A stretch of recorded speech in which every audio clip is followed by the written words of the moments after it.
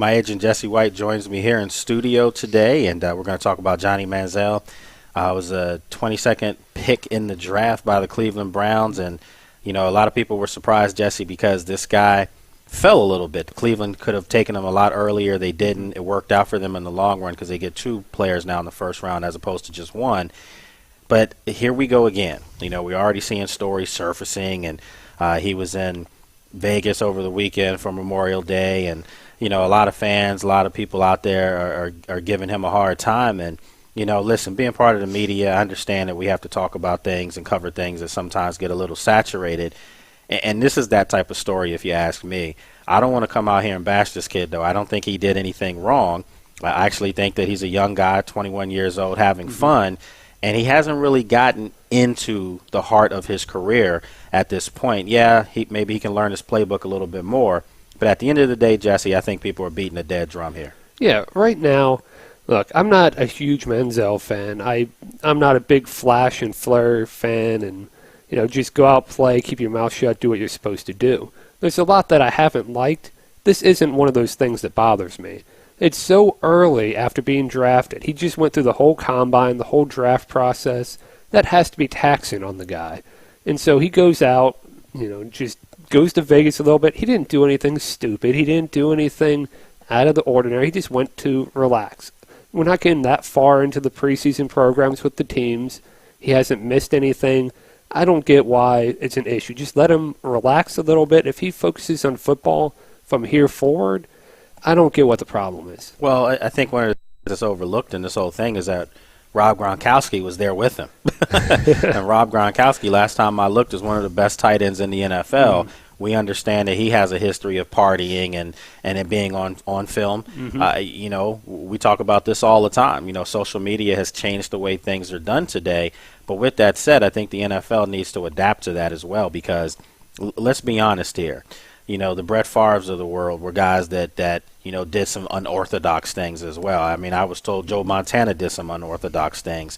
And it doesn't mean that they're doing unorthodox wrong things. It's just that they're having a good time. They're enjoying life. And let's face it, when you're a young person and you have millions of dollars or better yet, you have hundreds of thousands of dollars, because I don't want people thinking these guys are instant millionaires. But, you have hundreds of thousands of dollars and you have the means to go out and enjoy the luxuries of life. I'm sorry if somebody else is in a tougher situation. These guys have bust their tail. They've worked their tails off to put themselves in a position where they can afford to do whatever they want. I think there are a lot of haters out there, actually. Yeah. Oh, I would have loved to have gone off to Vegas for the weekend and relax. I would have loved it. But, the fact of the matter is, especially the timing of it, we're not far removed from the draft. He has to be exhausted from that whole process. And I don't understand what's wrong with him just taking a breather. Yeah, maybe we all don't get to take vacations like that when we're exhausted, but he gets to, so more power to him. Yeah, I think Johnny Manziel is a guy that people, they don't like him because of the antics, the money sign and all that stuff. But we have to understand again, young people get it. I think maybe, my generation is the generation that's you either sink or swim. You either get involved in the social media or you don't. And you lose some status as well. I think it's the people who are a little older than me, maybe the 50-plus group, that just having a difficult time with the me first mentality of society of young kids, and that me first doesn't necessarily mean they're bad or they're evil people. It just means that hey, when you go on social media, it's about how many followers you have. It's about, hey, look at me, I'm doing this, I'm doing that, and I think a lot of athletes benefit from that because it's about a brand. I mean, RG3, who right here, as we know, Jesse, was killed, was crucified because of the fact that, he was doing commercials when people thought he should have been rehabilitating himself. Well, last time I looked, he met the commercial's demand and was out there from day one. So I just think that when you have opportunities to make side money, whatever you're doing, and that side money's legal and it's not hurting anyone, you're going to do it. I'm sorry. It's just the way it is. And the way sports are now is it's a different culture than it used to be. It used to be if you played well, your numbers would speak for themselves so you'd get noticed. Nowadays, and better than anyone, Lake, that I don't like a lot of flair, but nowadays it seems like to get noticed, you have to do something out of the ordinary. You have to be a little more eccentric tell me, how much are we talking about Jadeveon Clowney right now and Johnny Manziel? We'll look at the number 1 pick, number 22 pick, and we're talking about Manziel. You can't tell me a company doesn't want to get involved with Manziel because they know they'll be talked about. They know Manziel is going to be talked about. Next 5 to 10 years, as long as he's a mediocre player, he will constantly be in the spotlight because of what he has set up for himself. Well, the other thing, too, is you hit it on the head. Johnny Manziel won the Heisman Trophy, too. Yes. And the last time I looked, fame comes with that trophy. And you look at the last several Heisman Trophy winners, those guys are names that are household names, and they're also very charismatic guys. I think that's one of the criteria now, in my opinion, to win the Heisman Trophy is that you have to have numbers, but you have to also be somebody that's a lightning rod. RG3 was that, before Johnny Manziel. You're starting to see how all this stuff is shaped and played itself out. I just think that people are going to have to start getting with the times. And let's face it, if you're in Cleveland, no offense to the city of Cleveland, but Cleveland, maybe to us who aren't from Cleveland is viewed as maybe a conservative, boring city.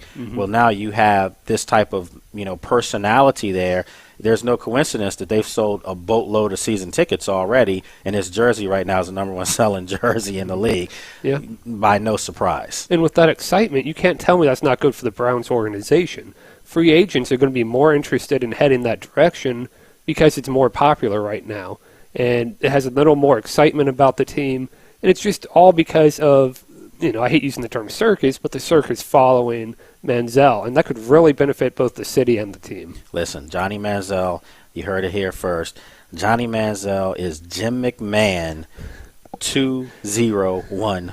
That's it. He's Jim McMahon of 2014. And the last time I looked, Jim McMahon won a Super Bowl. Yeah. All right, so, hey, Johnny Manziel, more power to you, my friend. Do what you got to do. Make your money, have fun, live life. There's a lot more things going on in life that are a lot worse than a young guy having a good time when he has the financial means that he worked his tail off to do so. Not trying to, again, jump on the player bandwagon here, but I think sometimes people need to stop hating and understand because your life is crummy and you didn't do what you were supposed to do in life to put yourself in a good situation. Now you're going to find fault. Then we just saw that recently in a tragic situation where someone who wasn't happy with their life blamed everyone else for it. And I think that it translates into sports more because, let's face it, a lot of people have interest in sports. They hold athletes to a higher standard.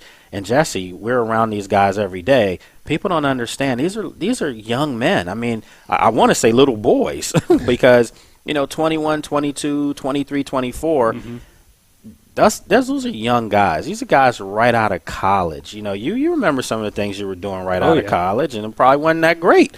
That's just the way it is, folks. But these guys are, 5, 6, 7 times more wealthier than the average person coming out of college.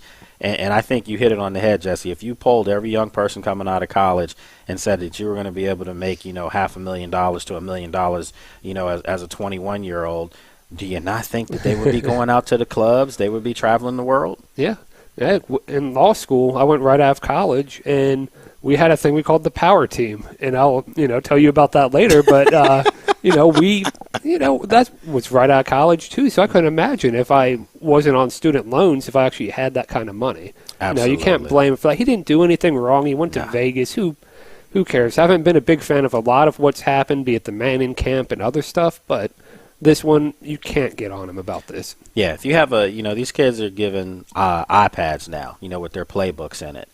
There's no way under God's green earth that these guys have their nose in that thing for 24 straight hours a day. No way. So you're expecting for him, if he's not looking at it, to still be in his hotel and not enjoy life? Yeah, just kick back, watch ESPN, and not leave your room. That's impossible. You can't do that, folks. No. So anyway, we just had to vent on that one a little bit, folks. As always, Jesse White, our agent, joins us, does a great job. And you'll find more of this stuff here on sportsjourney.com. You can go through some of the archives and see some of Jesse's thoughts. And, as we've disagreed on many things, we've agreed on a lot of stuff, too. But a lot of people out here like the vignettes, like the quick analogies on different things like that. So a lot more coming up here on Sports Journey. That's a good pour. Frosty glass, perfect amount of foam. Thanks, Coach. How's your Bloody Mary? Spicy? Wings? Always fresh, never frozen. All right. Who's the primary on Spider 2Z snag? It's the fullback out of the backfield. If he gets jammed, I'm hitting the flanker on a curl route. You're good. I know. Huddle up at Hooters. Why would you go anywhere else, man?